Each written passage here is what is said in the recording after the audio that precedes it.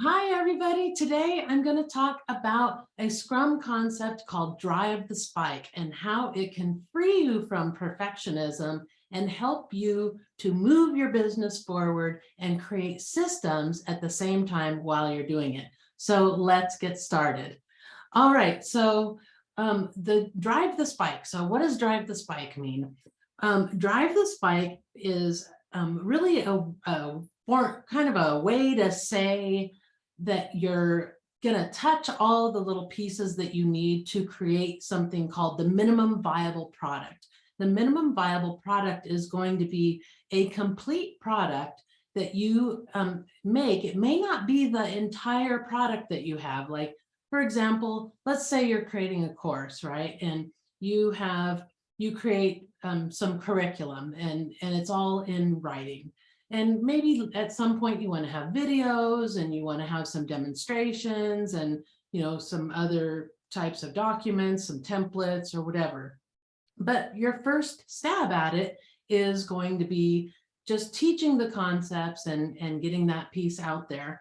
And it's still a complete product the way it is. It's just maybe not that pie in the sky, concept that you had in your head of what you actually wanted that completed course to be. But that's okay because it can still function on its own as a whole. And that's the point of driving the spike, is you kind of build that bare minimum. And while you're doing that, you're touching all the pieces of technology that you have to touch in order to get that thing out there, right? So a sales page and, the checkout and, your funnel or whatever it is that you're building, along with some of the materials that you're creating.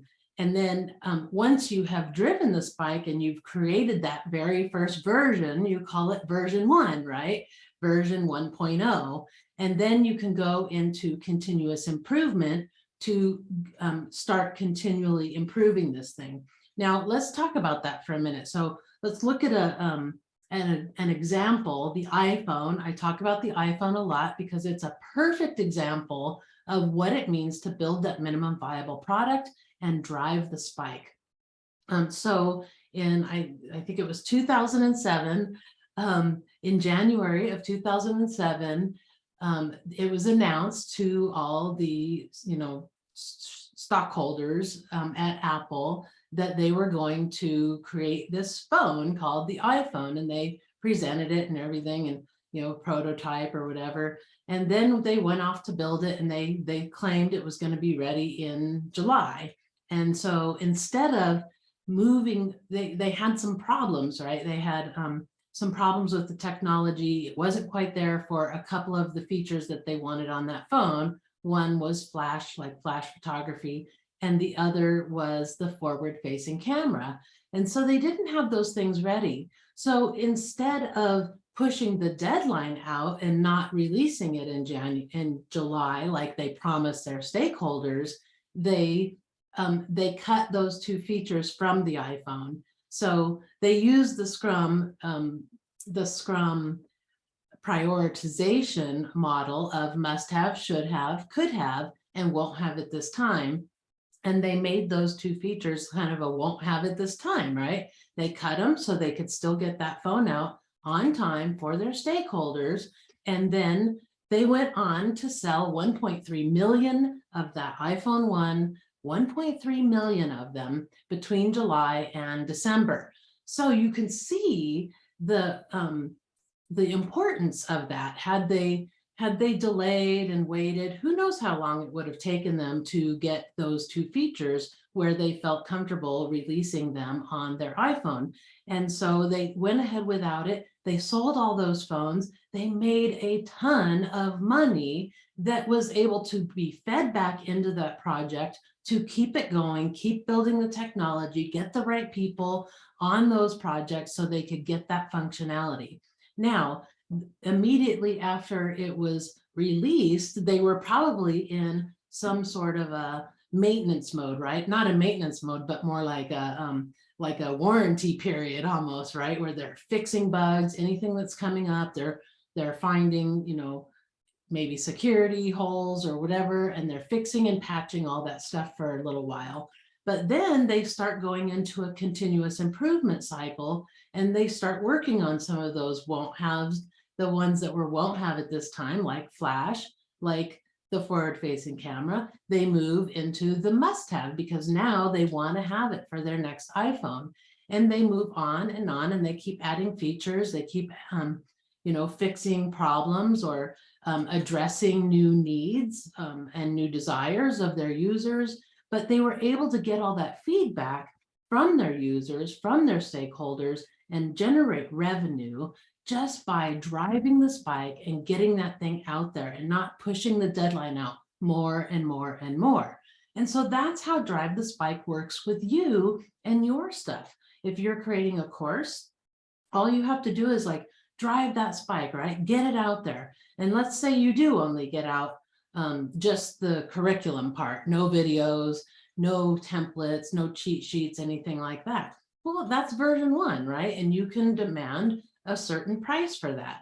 Maybe, I don't know what that price would be, but you can look at what other people are doing and you can have a certain price for that. And then every year you can go through and add features to it. So let me go back 1 second, back to that iPhone. Now think about this. They didn't go right into adding features immediately to the iPhone and trying to push them out to the iPhone 1. They didn't do that. Instead, they made an iPhone 2 and they put the features on that iPhone 2.0, right? And then 3.0, 4.0. Now they're at iPhone 14, right? Or 15, I think is even was even announced that 15 is coming out soon. And so so you can see what I'm saying. It's like they don't just like immediately go into this maintenance mode, like that's it. Now they can't do anything else until they get this whole thing done. They didn't do that. They move forward, they keep going, and then they do a new release each and every year. And it works the same way with your business. So let's say, for example, you create this course and it only has that curriculum. Well, as you start working throughout the year, you might start recording some videos and throw those in there. You could even create them as bonus material and add them as bonuses on your sales page, that you have these extra recordings, or you could create, bonus material or something. But you can keep, fluffing up, I guess, your product and making it more and more robust and better with more features and more benefits for your clients, right? So each and every year it becomes more and more valuable. And I just like to use that idea of the bonus because you might have some things that might become the regular part of the curriculum at some point, making it more valuable. But until you raise that price, maybe it's a bonus that you offer until it becomes a full part of integrated part of that curriculum.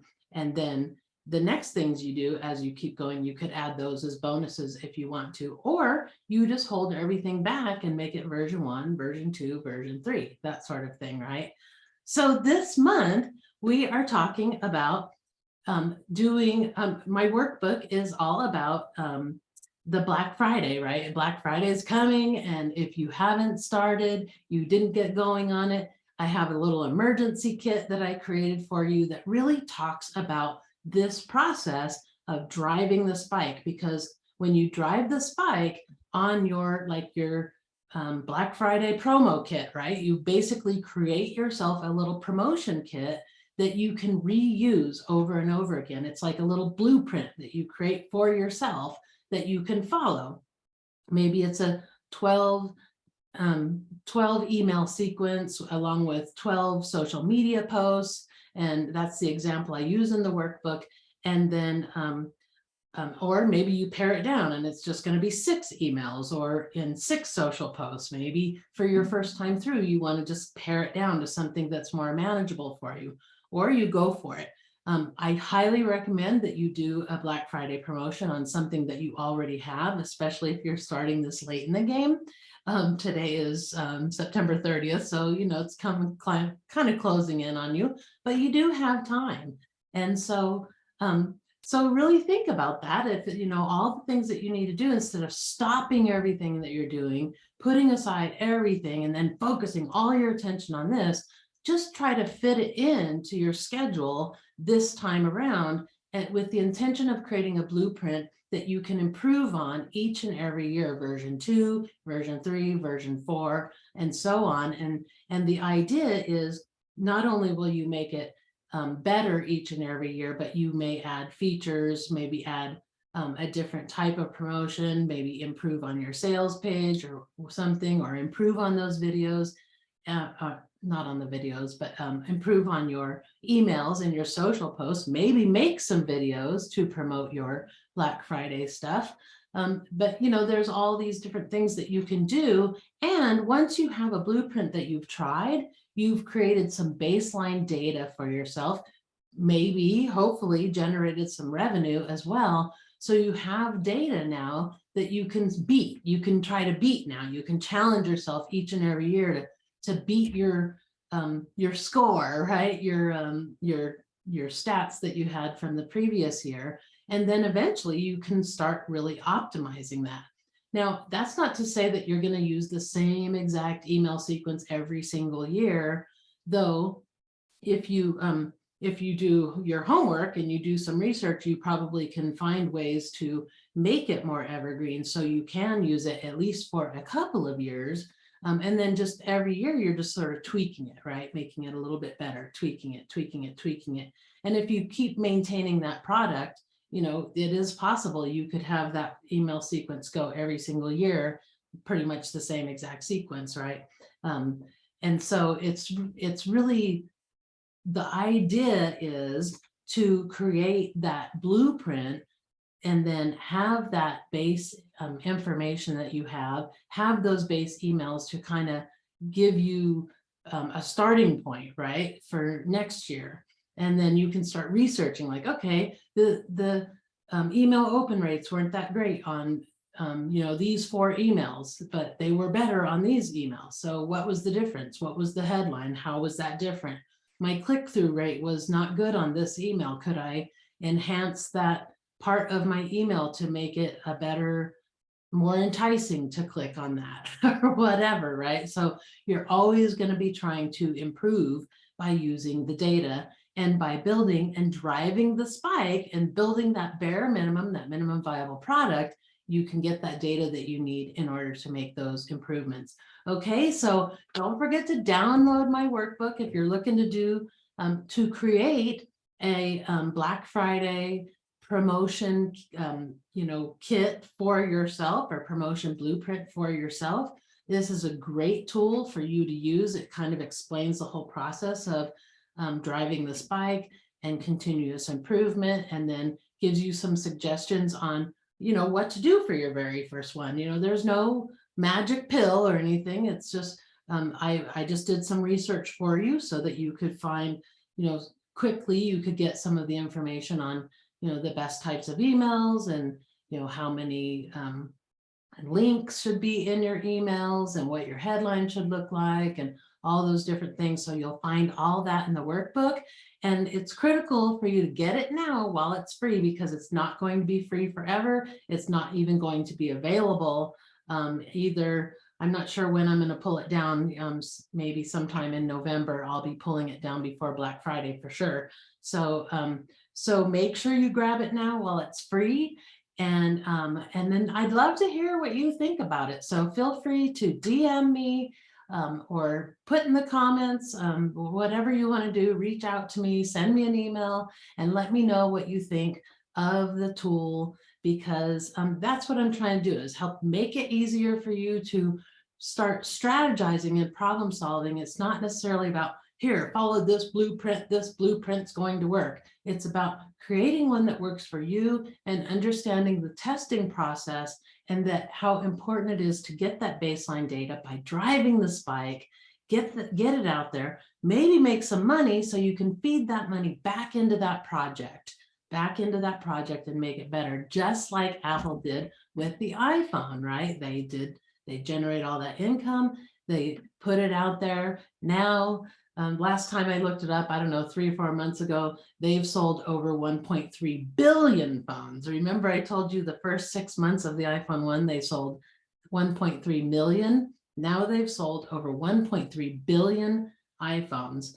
And I mean, that's just amazing, right? And I'm that you may not sell 1.3 billion, but you could definitely sell, thousands of your thing if you just keep sticking with it, right? It's the stick with itness. It's like, so I often see with my clients, like they they'll do something, they'll try something, and they send out one email and nobody responds, and they're like, well, that didn't work, forget it, I'll just do something else. Well, we all know that it takes reminding, right? Everybody's inboxes are full, and you need to remind.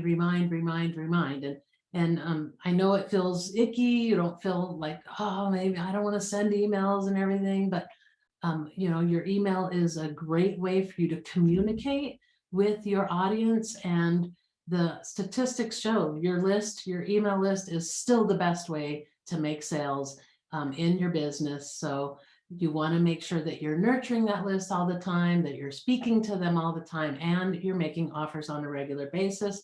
And so this will help you to create a Black Friday sale for the first time if you've never done it, or start systematizing that Black Friday package that you're creating so that you can reuse it year after year, and it will be less stressful each year. And you can start doing it a lot sooner too, right? You don't have to wait till September to do it. You can do it, in January, and then you're done and you're ready for Black Friday, but maybe not January, but maybe you could work a whole quarter ahead of time rather than, panicking at the last minute to get a Black Friday thing done, and then you don't, do a very complete job, and then you don't get the sales, and then you're disappointed, right? So instead, your sole purpose your main purpose might be to make money, but the underlying purpose is for you to drive that spike, get your baseline data, and then start building a system that you can use year after year after year.